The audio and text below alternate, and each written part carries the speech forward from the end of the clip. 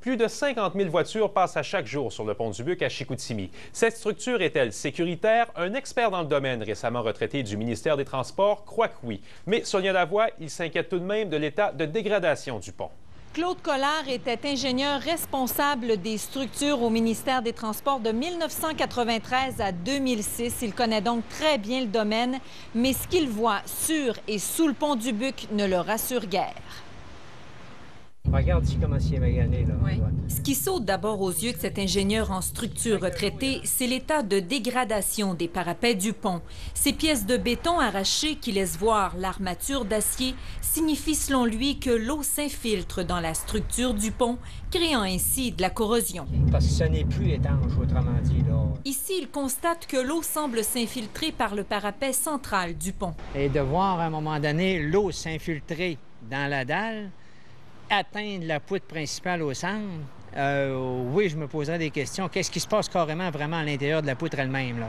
Alors, il faudra aller investiguer, savoir qu'est-ce qui se produit, mais surtout intervenir pour arrêter cette dégradation-là. Claude Collard ne craint pas l'effondrement, mais croit qu'il faudrait investir tout de suite pour stopper la corrosion. Sinon, comme pour une maison dont le toit coule, la structure risque de se détériorer rapidement. Il faudrait à ce moment-là, comme on le faisait dans les années 80, 70-80, il y avait des équipes d'entretien au ministère qui venaient refaire du béton de surface à ce moment-là sur ces aciers-là. Ça arrêtait la corrosion pour une certaine période et ces gens-là recommençaient. Maintenant, depuis les années 90, il n'y a plus rien de ça qui se fait. Claude Collard a pourtant recommandé des travaux de restauration sur le pont dès le milieu des années 90. Maintenant, aujourd'hui, en 2011, ce qui m'a surpris encore tout à l'heure, c'est qu'on n'a pas commencé à intervenir.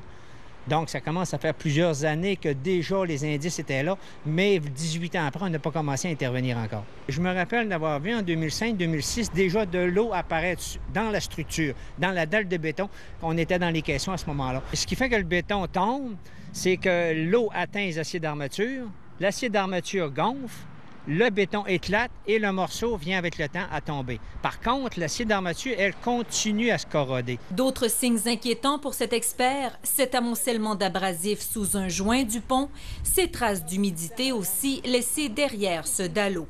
C'est signe que l'eau n'emprunte pas tout le chemin qu'elle doit prendre. Que l'eau s'accumule donc dans la structure, continuant ainsi, selon lui, à endommager le pont. L'ingénieur retraité aimerait bien consulter les derniers rapports d'inspection effectués sur le pont du Buc. TVA Nouvelle a demandé copie de l'un de ces rapports. On nous conseille de passer par la loi d'accès à l'information et nous sommes toujours en attente d'une réponse.